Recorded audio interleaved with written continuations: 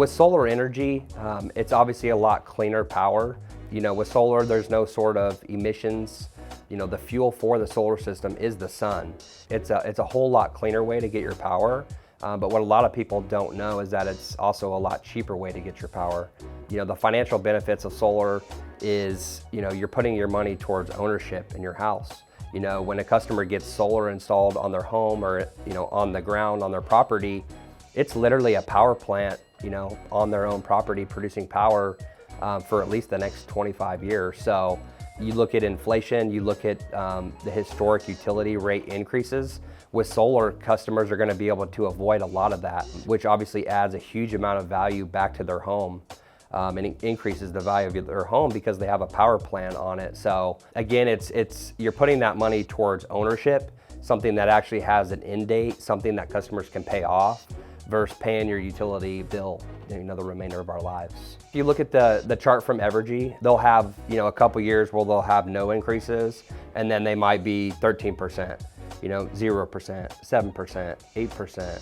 So when you average them out, most utilities are about 3.5% to 4% inflation year over year, which is huge. So if you take, a $150 average bill, extrapolate it with like a 4% inflation, it's pretty easy to do actually on your calculator. So if you just take, 150 times 1.04, and keep hitting equal, 2, 3, 4, 5 years from now, 150 average bill of 4% inflation is 182.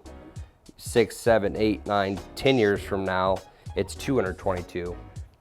And obviously if you go out 25 years, you can kind of see how inflation impacts your average utility bill. So again, with solar, you're able to avoid a lot of those increases. It's more of a custom design process. We're going to take that usage and put it into a design tool to kind of see what's best for the customer, what we feel is best. Obviously, there's a lot of factors that go into that. There's a lot of variables that go into that. And at the end of the day, we want to make sure to give the customer whatever they're wanting. So some customers are a little more aggressive with their sizing. Maybe they want to go a little bigger, or maybe they're planning on their usage going up a little bit. Some customers are a little more conservative. They want to start with a smaller offset system, and then in the future they could always add. So there's a lot of different factors that go into it, but we just want to make sure to give the customer what they want ultimately. Yeah, so the return on investment and the financial aspect of solar is definitely the most important for the customer.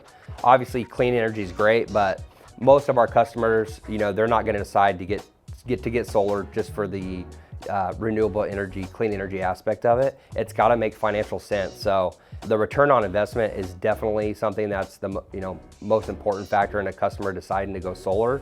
A couple things for them to keep in mind is the fact that even if they don't get solar, they're paying their utility bill every single month, for really the rest of their life. So you have to take that in account. The other big aspect of it is the fact that there's a 26% tax credit this year, which for customers that qualify for that, makes solar a lot better investment, obviously. A couple things to keep in mind for customers when they're looking at the financial aspect of solar.